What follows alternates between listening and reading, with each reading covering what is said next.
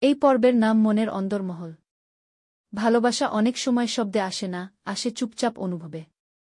রাসেল আর তাসনিম, তাদের প্রেমটা এখনও কাগজে-কলমে লেখা নেই, অথচ চোখে, চাহনিতে, শব্দহীন কিছু মুহূর্তে তা গা হয়ে উঠছে। তাদের দুজনের মধ্যে এবার সময় এসেছে মনের অন্দরমহল খুলে ধরার। কলেজে এক বিশ্রী দিন। আজ কলেজে একটা বিশেষ বক্তৃতা অনুষ্ঠান। সবাই ব্যস্ত, শিক্ষকেরা ক্লাসে আসছেন না। তাসনিম লাইব্রেরির জানালার পাশে বসে আছে, দূর আকাশের দিকে চেয়ে। রাসেল এসে পাশে বসে। আজ তুমিই খুব চুপ। আমার মাথায় অনেক কিছু ঘুরছে। কি নিয়ে? স্বপ্ন নিয়ে, ভয় নিয়ে, বাস্তবতা নিয়ে। আর তোমাকে নিয়ে। রাসেল চুপ করে যায়। কিছুক্ষণ পর বলে, তুমি যদি চাও আমি তোমার সাথে কোনো রঙিন স্বপ্ন না বুনি। আমি কেবল বাস্তব থাকব। কাঁধে কাঁধ রেখে তোমার সমস্ত ভয় সইব।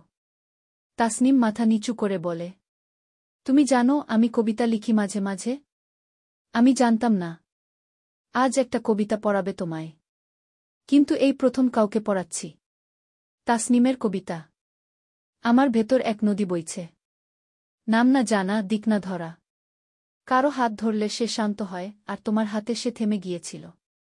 তুমি যদি পাশে থাকো, আমার সমস্ত দুঃস্বপ্ন একে একে ঘুমিয়ে যাবে গু। রাসেল চুপচাপ শুনে। চোখে জল। তুমি জানো, আমার স্বপ্ন হলো একটা লাইব্রেরি খুলব নিজের গ্রামে। যেখানে দরিদ্র ছেলেমেয়েরা বিনামূল্যে পড়তে পারবে। আমি চাই একদিন তুমি সেখানে বসে বই পড়ো। আর আমি দূর থেকে তোমার দিকে তাকিয়ে থাকি, ঠিক এখনকার মতো।